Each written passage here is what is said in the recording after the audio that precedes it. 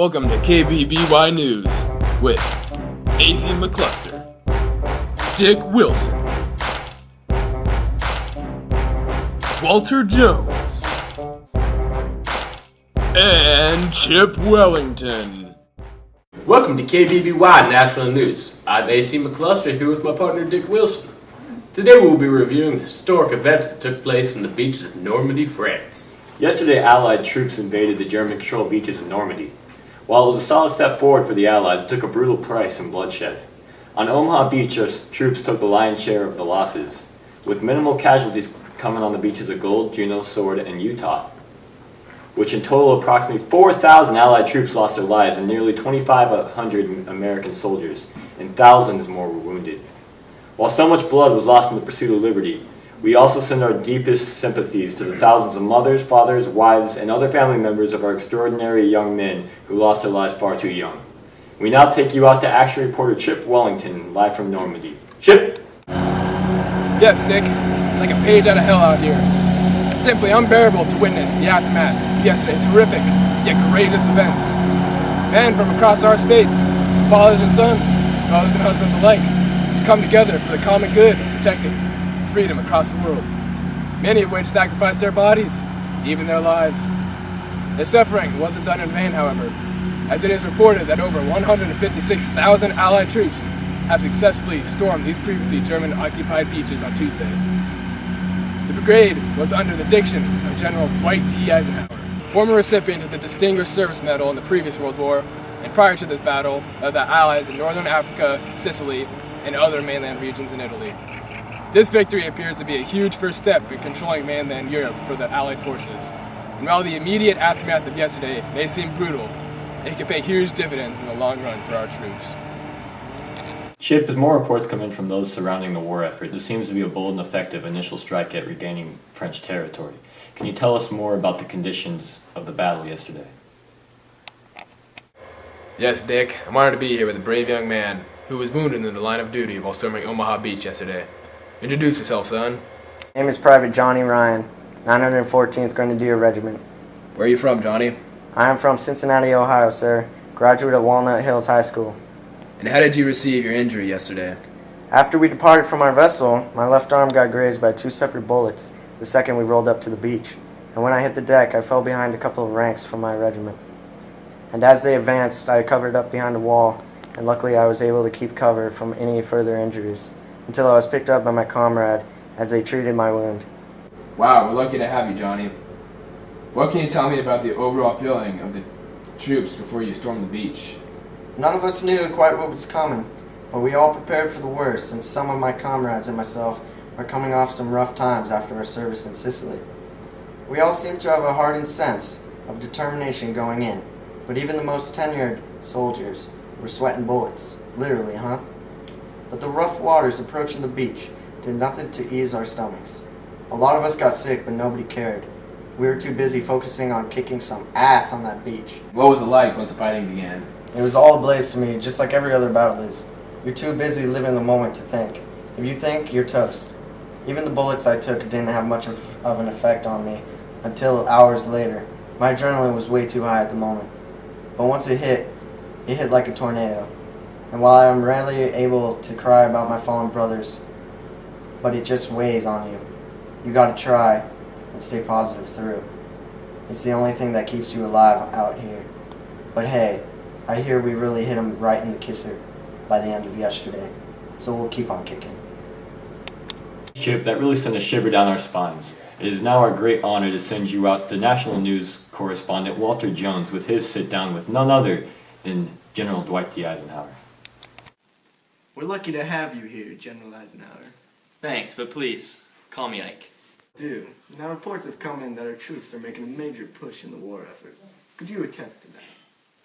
Walter, yesterday was just a testament for how courageous and disciplined our American troops have been and proved to be throughout the duration of this war effort. Our men have been through hell and back, and I can honestly say they proved themselves on these beaches yesterday. We finally were able to make a solid effort at turning the tides in mainland Europe. Regaining French territory will be essential to our war efforts. I think everyone would like to know, What were your plans for storming Normandy yesterday, if you don't mind me asking? Well, Walter, I have to keep some of the Army's information confidential. I can tell you that Operation Overlord was essentially about creating harbors on the coast of Normandy, getting cargo to our American beaches of Omaha and Utah, while the Canadian and British attacked the other three, and then compiling our weapons and men and fighting our way into Normandy. We had paratroopers corner the Germans by landing behind the enemy line before the rest of our troops were able to storm the beach, and we essentially made them fight on 2 miniature fronts and eventually wiped a lot of them out. Ike, would you consider yesterday a success overall? In war, you don't always know the outcome of your operation until way down the line. We'll have a long road ahead of us, but I believe in our troops. And I think we did a phenomenal job yesterday. And while my heart goes out to all the men we lost yesterday, we also were able to get over 156,000 men successfully on shore, and will be a force to be reckoned with. Now, if I could ask one final question. I know how busy you must be. France is not uncharted territory for America, and the rest of the Allies, in fact, a massive amount of the Western Front in the last World War, ran through French land. How do you think we will fare in France going down the road? Walter, this is a completely different war than the one I and all the other doughboys fought in about 25 years ago. This is much more up-tempo and mobile war compared to the brutal, slow-paced trench warfare that our allies can truly attest to, even more than we can. But I would certainly say that fighting in France in the past will help us in the present. The weather is a key factor that we have to battle through. Operation Overlord and Mulberry were put off for about a month due to rough seas and heavy thunderstorms. In fact, we rode in the tail of a tidal wave and we were forced to adjust. But we have been through it before, and we will continue to fight through it in the future. Well, thank you, General. I wish you good luck going down the road. The pleasure's all mine, Walter. Once we have victory, I hope to see you on the course real soon. That'd be nice. Some words there from an experienced American general. We're going to hit you with some words from our sponsors. We'll be back in a jiff.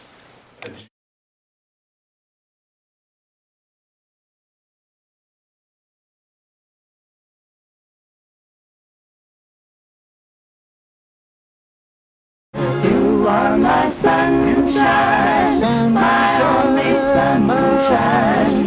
You make me happy when skies are gray. You'll never know, dear, how much I love you. Please don't take my sunshine away.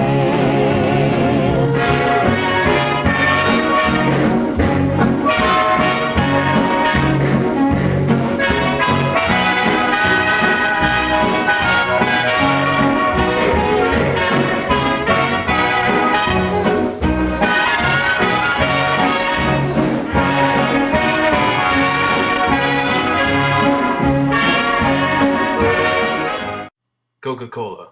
Share the friendship.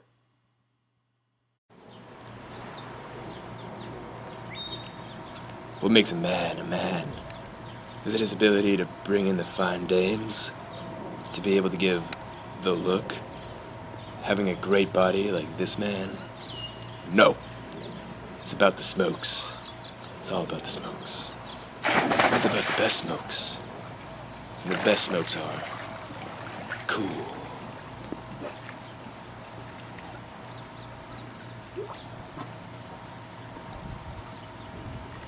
Welcome back, America. As our newscast rolls on, we send you to AC McCluster with the weather and sports report.